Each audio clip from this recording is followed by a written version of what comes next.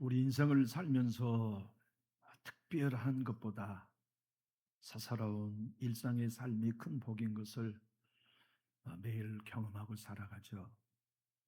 젊을 때에는 내 집에 부모님 자주 오시면 좋겠고, 형제들 다시 자주 들려주면 그 인생 복 있게 걸어가는 건 맞죠. 나이 들어서는 자식들이 내 집 문턱에 자주 드나드는 거, 그보다 더 큰 위로와 축복은 없을 거예요. 근데 다윗은 그러지 못했어요.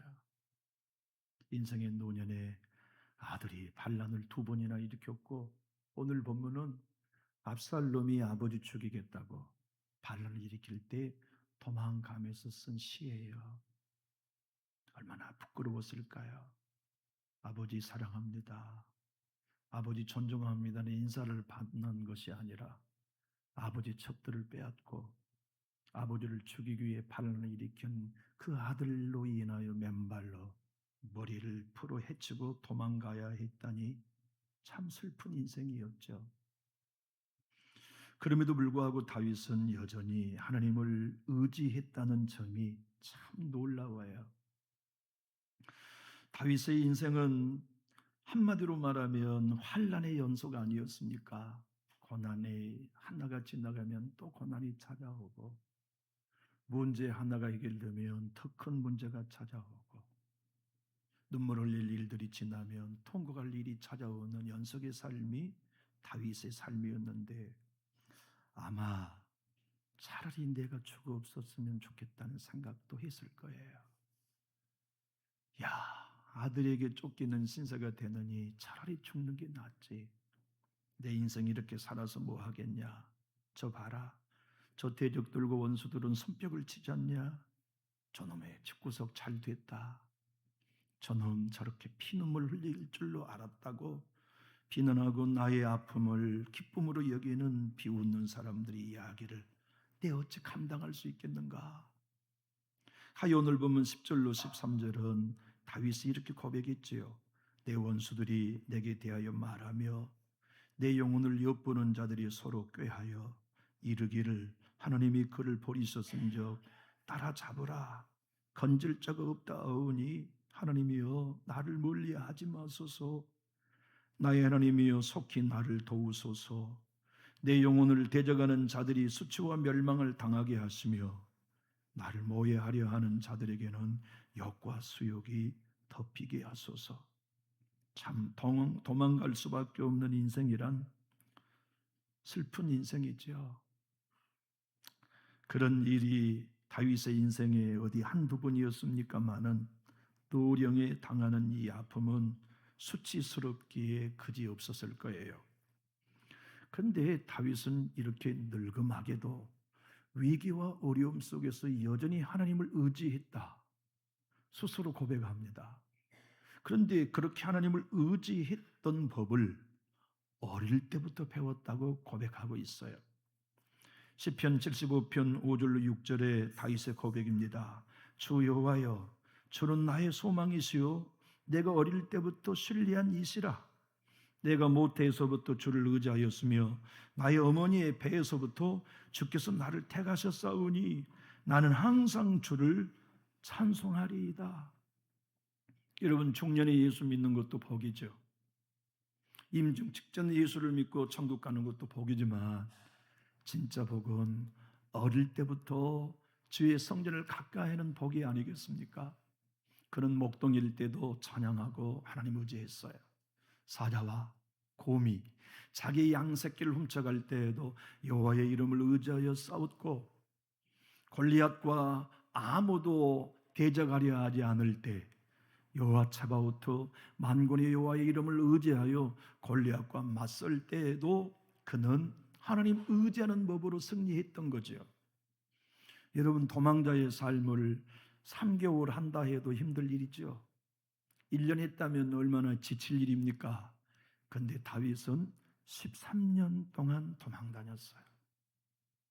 더 이상 나라에 숨을 수 없을 만큼 어려운 지경이 놓일 때 원수의 나라 블레셋까지 도망가서 생명을 구걸해야만 했거든요. 그 숱한 세월 동안 다윗이 의지했던 삶은 어릴 때 배운 하나님 의지하는 법이었지요. 그런데 오늘 늙음하게 백발이 성성하여 죽음을 얼마나 앞두고 있는 노인 다윗이 하나님 도와주세요. 나를 버리지 마세요. 건져주세요. 하나님이 나의 방패요 요새이십니다.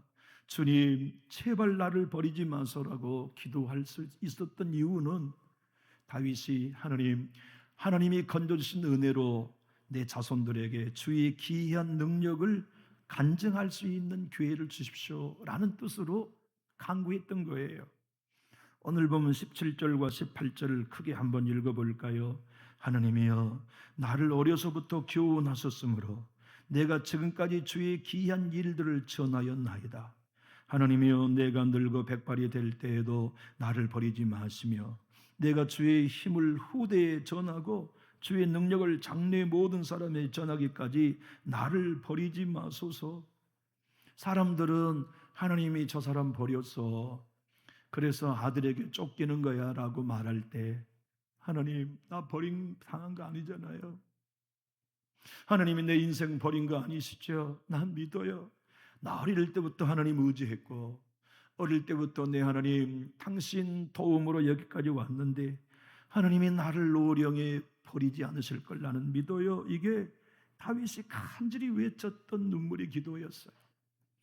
여러분 사탄이라는 말을 우리는 알고 있죠. 오늘 본문의 말씀 13절 나를 대적하는 자들이라는 단어가 사탄의 복수형이에요. 사탄은 우리를 대적합니다. 특별히 어려운 일을 만날 때 하나님이 너 버렸다.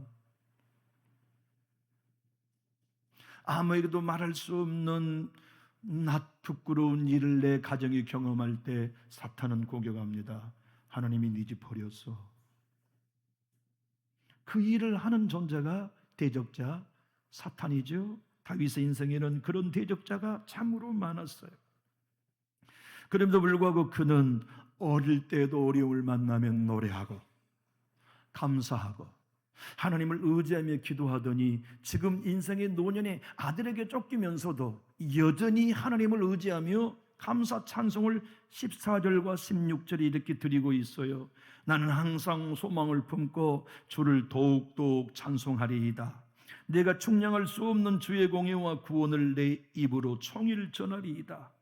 내가 주 여호와의 능하신 행적을 가지고 오게 싸우며 주의 공의만 전하겠나이다. 여러분 저도 어릴 적에 소를 많이 키워봤어요. 콧뚜레 있잖아요. 콧뚜레를 끼우기 전까지는 소가 말 안 듣잖아요. 젖을 떼고 풀을 먹고 이제 소가 중소점 성장하면 이제 챙기질도 해야 하고 배워야 하고 썰어질도 배워야 되는데 그냥 소가 어미가 됐다고 멍에를 맨다고 해서 절대로 소는 일하지 않죠.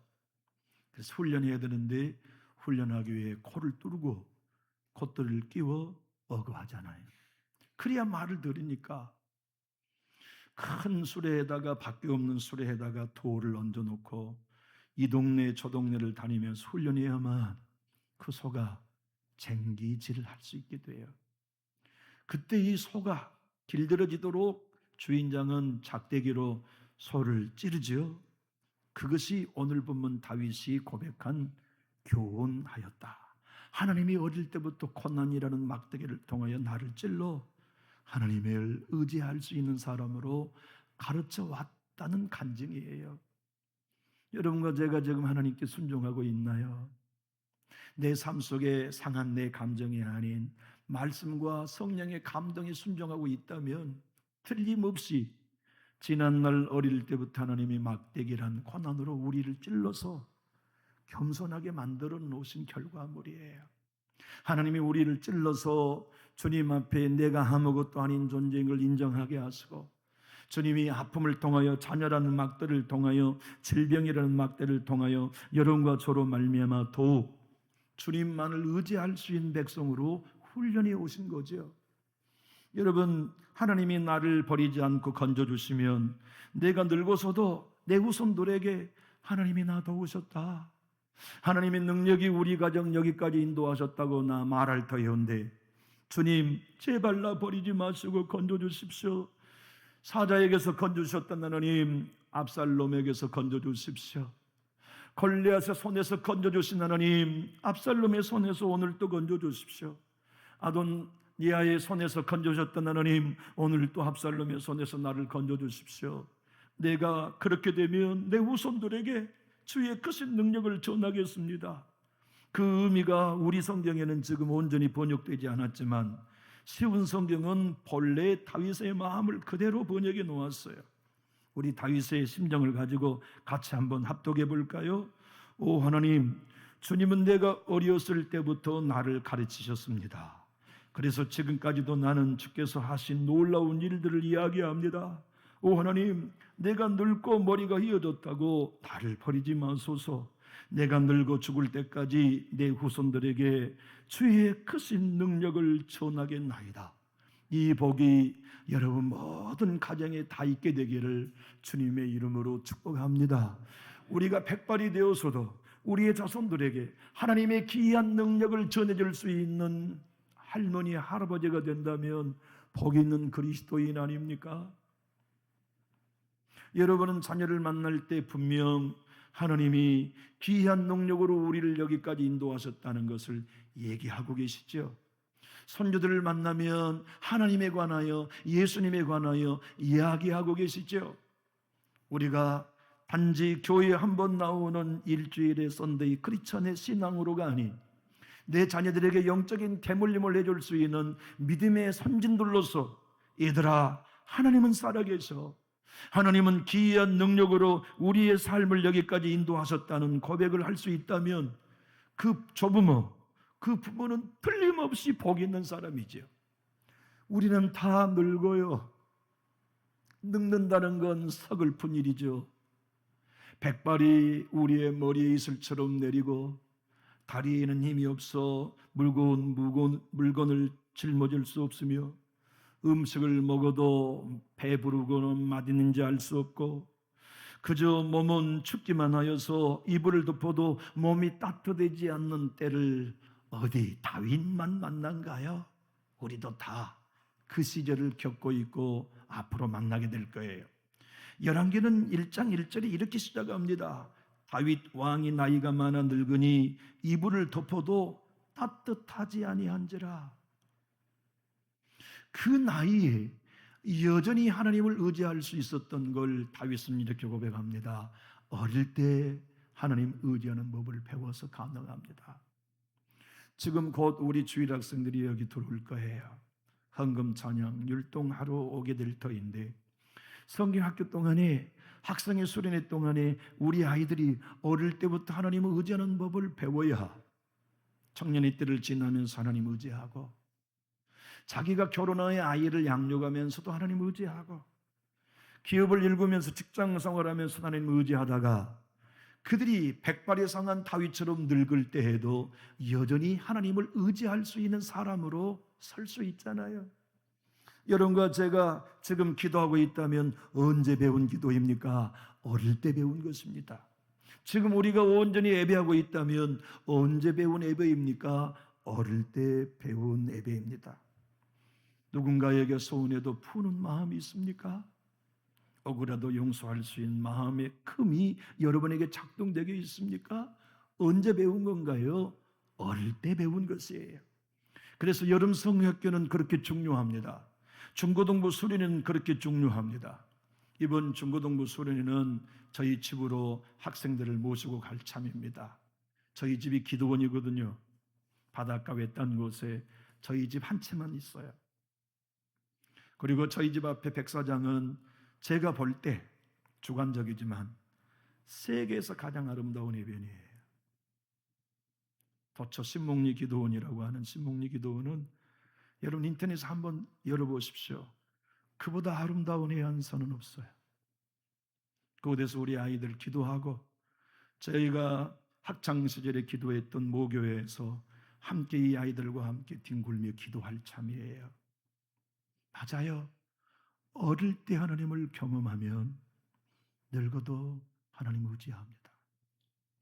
그것이 교회가 세대와 세대를 이어가면서 해야 할 사명임을 오늘 본문을 통하여 다윗은 17절, 18절에 한 번 더 고백합니다. 하나님이여, 나를 어려서부터 교훈하셨으므로 내가 지금까지 주의 귀한 일들을 전하였나이다.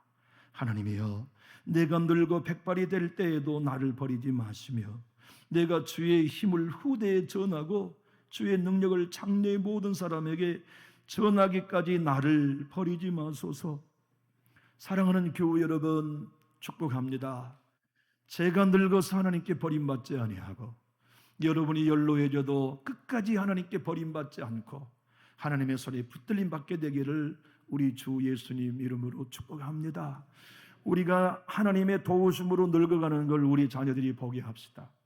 우리가 주의 붙드심 가운데 늙어가는 것을 우리의 손주들에게 보게 하는 것. 심지어 다윗은 이렇게 고백합니다.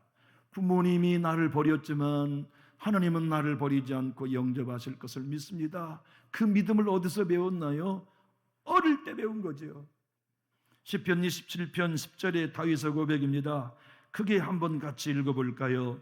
내 부모는 나를 버렸으나 여호와는 나를 영접하시리이다. 이 복이 여러분의 노년의 복이 될 수 있기를 주님의 이름으로 축복합니다. 그 복을 우리 예수 믿는 모든 사람이 누려야 해요. 그리고 우리의 자손들도 그 복을 대를 이어 얻어야 될 터인데 우리는 모두 늙습니다. 우리는 모두 인생의 끝자락을 향하여 달려갑니다. 애외 없습니다. 누구나 늙고 누구나 죽어요. 다윗은 혈기방장한 장수로 골리앗을 때로 눕혔던 젊은 시절도 있었죠. 그는 세계의 모든 사람들에게 존경받고 영웅으로 칭송받을 때도 있었지만 지금은 늙었어요. 지금은 아들에게 도망가는 도망자의 신세가 된 거지요. 여러분 한번 생각해 보십시오. 임금이 버선발로 도망가는 처지 좀 말이에요. 그것도 말도 타지 못하고 산등성을 걸어서 노인장이 이리 절뚝 저리 절뚝하며 넘어지는 모습 좀 상상해 보십시오. 그렇게 도망가는 그를 향하여 우는 백성들도 있었지만 먼지와 돌을 날리고 던지면서 비루한 저의 가그라가 하나님이 그대를 버렸다고 저점에 따라오는 사람들도 있었단 말이에요. 그때 다윗의 심정이 어떻겠습니까? 하나님, 나 버리지 마십시오. 하나님, 나 버리지 마십시오. 나 지금 하나님 의지합니다. 나 착한 것 없습니다. 나 우러운 거 없습니다. 내가 하나님 앞에 이 도움을 구하는 이유는 딱 하나, 내가 주님을 의지하는 믿음 하나 때문에 하나님 나 버리지 마십시오. 저렇게 빛나는 이들이 나를 보고서 노래하지 않게 해주십시오. 하나님, 내 백발에 성한 이 나이에 하나님 버림받지 않고 구원받게 해주십시오. 그래서 다윗은 오늘 본 24절에 이렇게 결론을 내리죠. 나의 혀도 종일토록 주의 의를 작은 소리로 읊조리우리니 나를 모해하는 자들의 수치와 무한함을 당함이니이다. 그는 믿음으로 선포한 겁니다. 지금은 내가 저 원수들로 인하여 수치와 무한을 당하지만 하나님이 나를 건져주시면 저들이 구원받는 나로 인하여 수치와 무함을 당하게 될 터인데 주여 그 은혜를 주십시오. 제발 나 버리지 마십시오. 버림받는다는 것보다 인생의 아픔이 더 큰 게 어디 있습니까? 다윗은 어릴 때 귀여운 막내 아들이었지만 아버지에게 버림받아 목동으로 살았어요.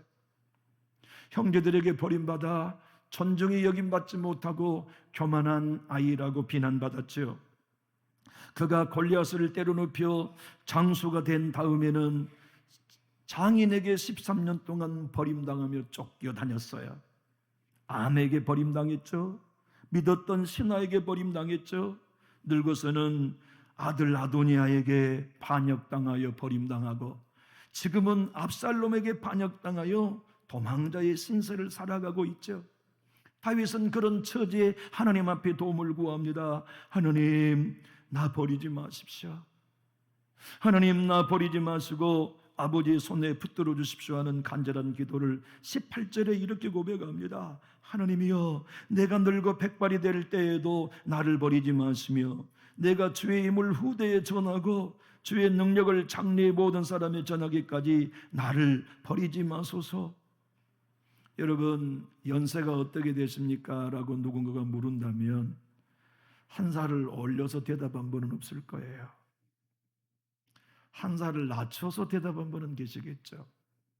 우리가 젊고 어릴 때야 나이를 한 살을 올리기도 하고 객기로 2살 올리기도 하면서 나도 너랑 동갑이다 뭐 이렇게 할 수는 있지만, 나이 들어가고 연세 들어가신 분들은 한 살이라도 나이를 줄이게 되죠. 늙는 게 싫기 때문 아닙니까? 딩동 딩동 초인종 소리가 들렸어요. 집주인이 현관문을 열고 밖을 내다보니까 백발이 성한 노인장이 케이크를 들고 대문 밖에 서 있었어요.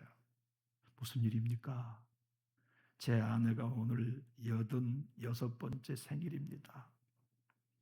자기 생일에 이웃들께 함께 인사 나누고자 케이크를 만들어 갖다 드리려고 해서 가지고 왔습니다. 맛있게 드십시오.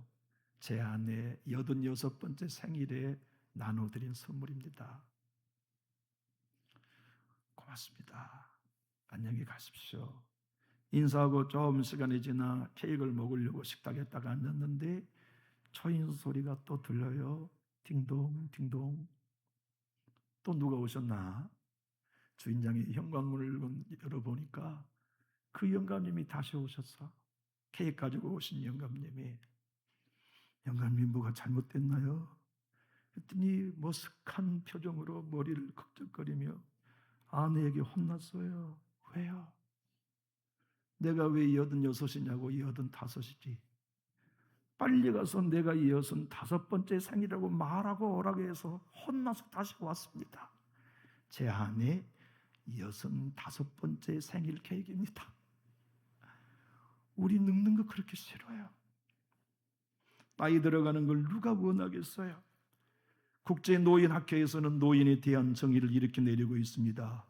환경 변화에 적절히 대응할 수 없는 결손의 사람, 자신을 통합하려는 능력을 감퇴해가는 시기에 있는 사람, 인체의 기관 조직 기능이 쇠퇴한 상태에 이르는 사람, 생물체의 적응력이 정신적으로 결손되어 가는 사람, 조직 및 기능 저장의 소모로 적응 감퇴 현상이 두드러지게 나타난 사람을 노인이라 정해야 한다.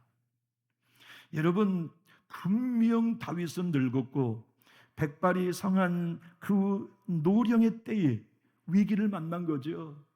그런데도 하나님을 의지하며 나를 버리지 마시고 도와주십시오 기도할 수 있었던 것은 우리 주일학교 학생들처럼 어릴 때에 하나님 의지하는 법을 배웠기 때문이라고 다윗은 오늘 고백한 거죠.